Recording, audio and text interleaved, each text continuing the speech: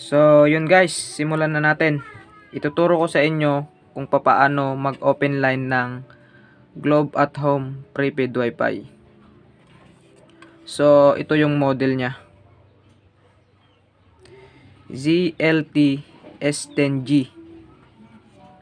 Yan. Yan yung model niya. ZLT S10G. Open line natin tong Globe at Home na to para magamitan natin siya ng iba't ibang SIM card tulad ng mga Talk and Text, Smart, tsaka Dito SIM, Gomo SIM. Ito yung first step na gagawin natin. Siyempre kailangan natin ng TNT na SIM card. Yan, Talk and Text. Tapos siyempre ilalagay natin sa loob nito. Ito. Lalagay lang natin dito sa niya, likod. Ayan, kung nakikita nyo. Ayan siya.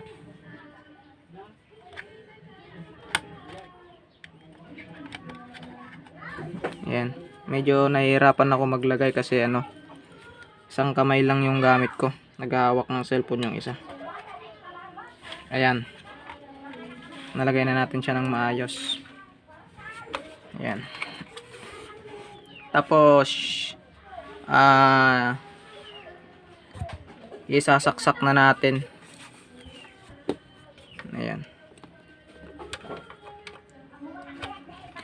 Tapos pagkasaksak natin, i-on na natin. Ayan. Tignan natin sa harap. Ayan, so nag-on na siya. Ito yung ibig sabihin na nag-on siya. Tapos hihintayin mo lang. Ayan, pakita na yung ito yung nagre-represent na LTE siya. LTE. Tapos yan, umilaw na rin yung wifi niya. Yan, red siya kasi nga parang naka-block siya. Tapos yung signal niya wala pang signal. Ayan. Ayan, talagang naka-block pa siya kasi naka-globe lang to, naka-lock globe. Ito. Pagka nag-blue na to, yun na. Ibig sabihin nun, open line na. Pero hindi yan mag-blue hanggat hindi mo yan ino-open line. Ang second step natin, pupunta tayo sa Google Chrome. Yan guys, andito na tayo sa cellphone natin. Una natin gagawin, titignan natin kung nakakonect na tayo sa sa Wi-Fi. Punta tayo sa settings, tapos Wi-Fi. Ayan. Globe at Home.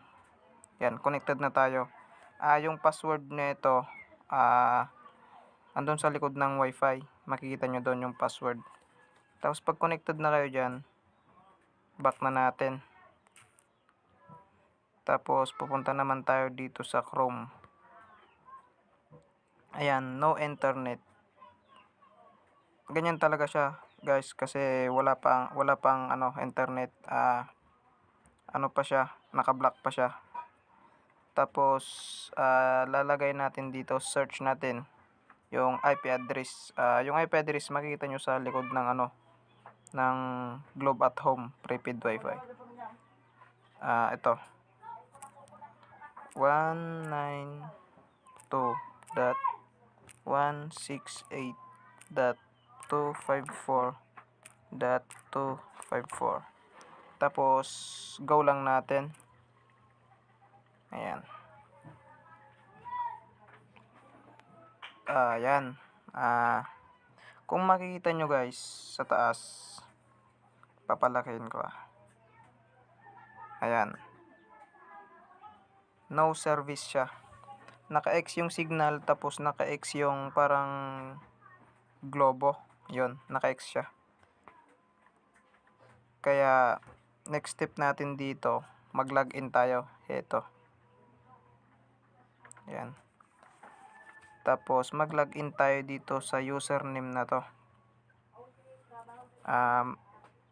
Yung username makikita din sa likod ng ng Globe at Home Wi-Fi. Kita nyo.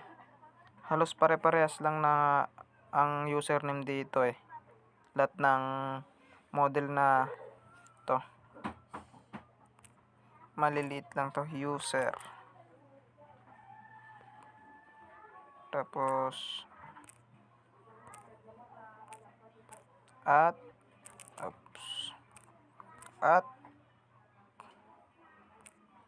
maliit na I, tapos 0, tapos 3 E 1 T, tapos 3, tapos login lang natin.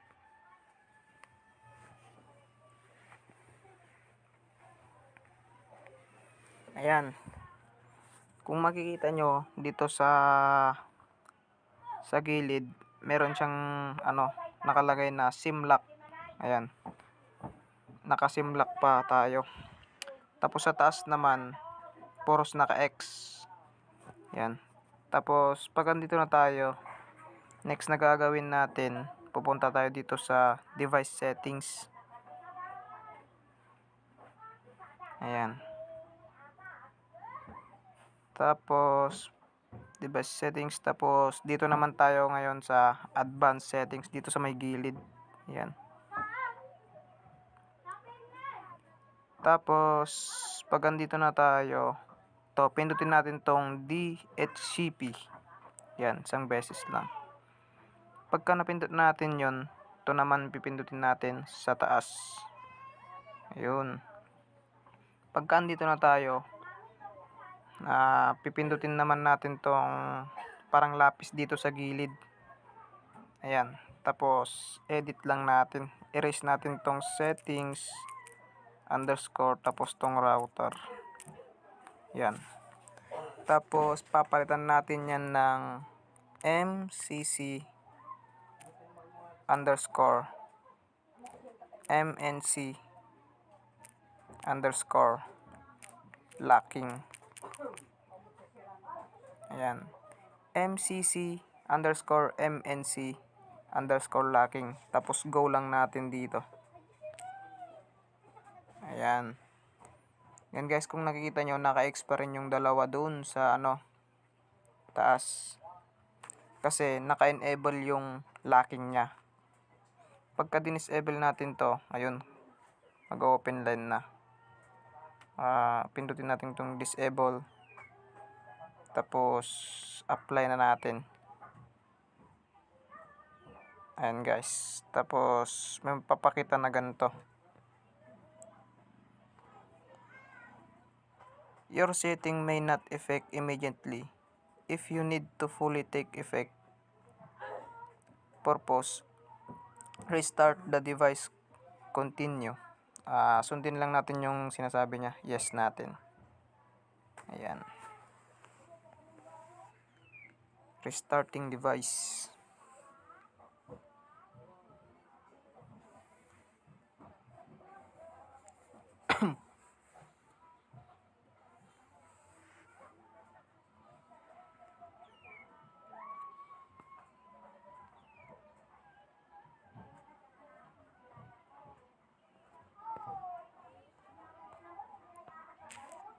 Yan guys, kung nakikita nyo, nawala yung dito. Ayun,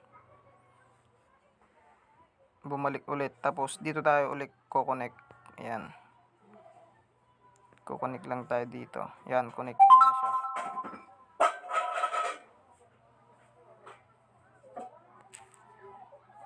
Ayan, dito tayo ko-connect. Connected na siya.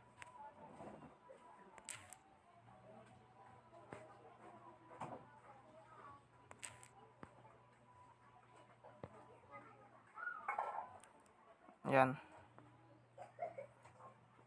nakalagay dito,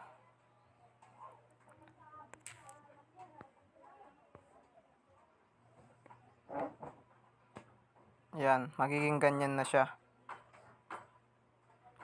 Tapos okay lang natin. Okay, yan. Yan, yun, boom. nagkaroon na ng signal yung ano natin, SIM card natin.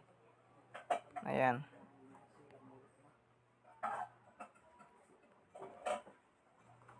Yan. Ibig sabihin yan, open line na. Pwede na.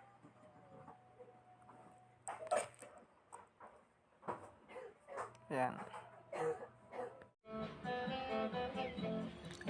So yan guys, tignan nyo. Naging blue na yung ano, yung LTE niya. Tapos meron na rin siyang signal. Ayan siya. Pwede na siya. Oh, dalawa pa signal niya. Pagka blue na lahat yan, yan yung sinyalis na ano, na open line na siya. Pwede na siyang lagyan ng kahit anong SIM card. Yan, tapos na. Kung may natutunan ka sa video ko, huwag kakalimutang mag-likes and subscribe. Salamat!